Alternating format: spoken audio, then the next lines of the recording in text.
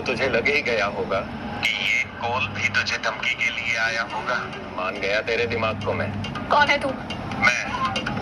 मैं नहीं, हम, क्योंकि और भी बहुत लोग हैं मेरे साथ और हम लोगों ने तुझको चारों तरफ से घेर लिया है। तू घबरा मत, तुझे कुछ नहीं होगा, तू बस वो कर जो हमें चाहिए। क्या चाहिए तुझे? तू एक तो ये अपनी जासूसी करना बंद कर दे और उन 2 नंबरों को ना सूंघना छोड़ दे। ये सब किसके कहने पे कर रहे हो तुम? ज्यादा दिमाग चलाने की जरूरत नहीं है तुझे। जितना बोला जाए ना केवल उतना ही कर दो। वैसे तुझे पता है तेरी कुछ तस्वीरें हैं मेरे पास डॉक्टर अविनाश के साथ। अगर वो फोटोएं तेरे हस्बैंड के हाथ में पड़ गई तो